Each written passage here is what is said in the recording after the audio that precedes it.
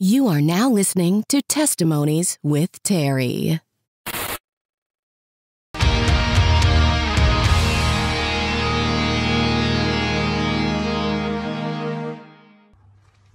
Hey guys, I am here to answer some of the questions that you have regarding my interview with Terry last week. We got 9 questions here, so I'll try to answer them as thoroughly as possible without talking your ear off. So, number 1, did your chance of fertility increase after your latest surgery? Yes and no. So, they're pretty confident that my chances of fertility increase. They're just not able to give me an exact amount of measure of success. They basically said that if we don't get pregnant within the next 6 to 12 months, that they wanted us to pursue IVF and kind of forget any other means of trying to get pregnant, because they said it would be a waste of money and a waste of time. But we're hopeful and we're excited to see what God does. So number 2, what did a typical day look like for you as a child as far as all your treatments? And the second question after that, how does it compare to now? So as a kid, I did a lot of nebulizer treatments. I think I probably do more variety of medications now. So it would start off with a nebulizer called albuterol that basically opens up the airways, makes it easier for you to breathe. Second one is Pulmicort. That one is, oh, I should take that back.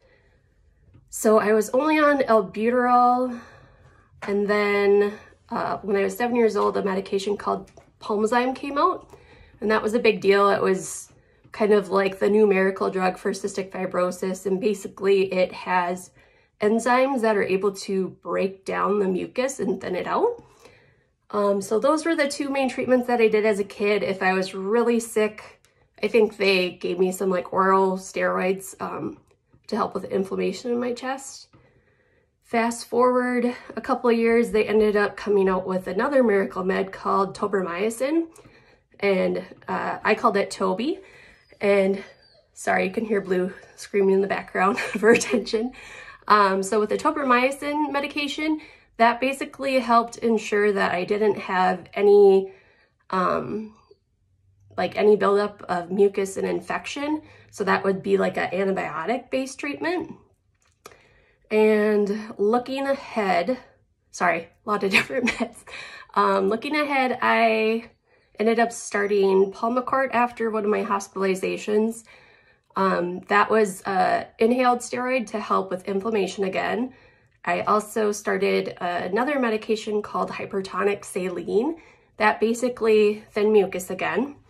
And then I started a couple different antibiotic inhaled nebs as well. Again, these were kind of the new and current treatments. So one was called Caystin. Really awesome antibiotic, has helped prevent a lot of long-term exacerbations or infections for CF patients. The other one is called Zosyn. Zosyn is kind of an off-label use medication that's formulated in a lab into an inhaled neb. Otherwise, it just comes in a little bottle, and they have to mix it up after a certain amount of days, and then they send it back for me to use. So I would say that medication-wise, they've come a long ways compared to when I was a kid.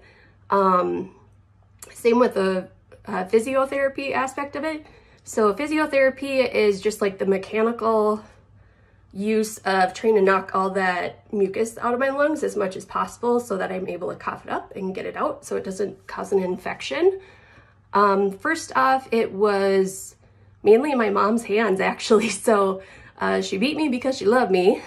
She would take her hands like this, kind of making a cup with her hands, go on both the front of my chest and the back of my chest. And I would be laying like face down across her legs on the recliner. And that was supposed to help loosen up stuff so I could cough and get it out again. Over time, the mechanics of it generally stayed the same, but the, how would you say, the blinking, it basically did the same thing, just a bunch of different ways. So the first one, like I mentioned, was my mom manually doing it. Second one, it was called a flutter, and basically it was a little handheld whistle that you would hold and you would blow into it. There's the metal ball and it would vibrate, and those vibrations would go all the way deep down into your chest. And then you would do a forced cough a couple times and try to get that up and out. There was also a pounding machine is what we called it. And basically it looked like a handheld back massager, but the percussions from it were pretty strong. Like if you had it on your ribs, it would kind of hurt a little bit.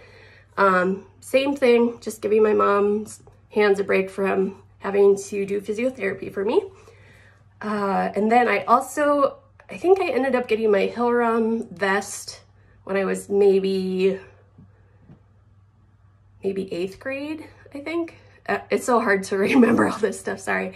And that was the one that made me look like the little blueberry girl from Willy Wonka, and it would shake. And the mechanics of that were, it was like an air compressor that would blow up and it would give certain frequencies. And my favorite vest now that I have, I'll show you in a little bit. It basically goes on, I look like a BA, like tactical soldier or whatever. Looks like a bulletproof vest, kind of, but bigger. That has 4 pods in the front, 4 pods in the back. And again, percussive motions, except these ones, like, you can adjust the intensities of each pod, so it's pretty cool. So yeah, a lot has changed. And now with being on Trikafta, I'm able to be a little lazy in my treatments compared to before. When I was in college, that was probably the most aggressive forms of treatment that I had in terms of time. So at that time, I would have been on 5 different inhaled nebs. I would have been on albuterol, hypertonic, Pulmozyme, and then an antibiotic, and then Pulmicort, the steroids. So that got to be a lot of time. And thankfully, they've been able to switch things up a little bit for me since my lungs are doing so good. So yay. So yeah, that's that. Sorry, long answer for that one. Number 3, what was your favorite chore and your least favorite farm chore? So my favorite chore would probably be feeding the baby calves. I just enjoyed that a lot. They're so cute. The funny thing is they kind of start viewing you as the mama. One time when I was little, I think my sister would have been in probably 6th grade and I would have been in 2nd or 1st grade. There's a little calf that was out as the bus was pulling up into our yard and attempted to get on the bus with us. So nice little side story there. I thought it was funny. My sister was mortified and all the kids were like, oh, look, it's a baby calf. So yeah, that was kind of fun. Least favorite chore, that definitely would have to be getting all the cows up from the pasture, up from the lot when it was freezing cold, and getting them to go in the step parlor. Obviously when you're warm and comfy and someone's trying to get you out of bed and get up and go out into the cold, they're not going to be super motivated. So yeah, by the time I'd finally get them all up and I started to get some of them to go, they would lay down again and you'd have to start from square one.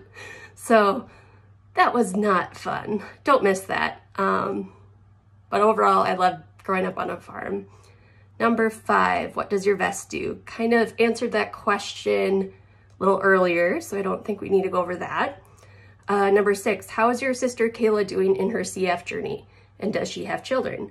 My sister Kayla is doing really good. She started Trikafta a little bit before I did, and she was able to give me kind of some pointers on what to expect. Initially, the side effects were pretty crummy. You go through what they call a purge, and basically, not the movie, you're just your body's finally like getting instructions on how to get all that junk out of your lungs. So she and I both went through that, which was nice to have someone to bounce it off of. Like, hey, like, did you get bad headaches? Did you get this? Unfortunately, she got really bad hives. I did not. Again, it's so crazy how we have such similar genetics and how medications affect our bodies differently. She does not have kids, but she does have a little fur baby named Thor. He's adorable. I love him. Blue loves him a little too much. I think Thor's a little scared of Blue. But yeah, that's that. Number 7, in what ways was college different than what you expected? Everything. I expected to have more of a social life, more friends, but at the same time, like, God is good. I definitely had the opportunity to dig deep into the Word and have Jesus be my best friend, and my mom and dad were amazing as well, and so were all my sisters about calling. I talked to my parents every day, so they really loved on me and encouraged me until God provided those friends for me. Second year was probably my favorite, just with having Heather and Lindsay be in my life, and we had so much fun, so I'm very grateful for that. Love those girls so much. Number 8, how are you able to stay so positive and keep going? How do you keep your faith and trust in God in the midst of all the difficulties you face every day? So that's kind of a good question. Although you guys see me as a smiley, positive, upbeat girl, that isn't my everyday. For my close friends, they've seen me cry, they've seen me get upset, they see me get frustrated with my body specifically, and I think I was sharing this with Abbe Wagner and Melissa Wagner the one night a couple years ago.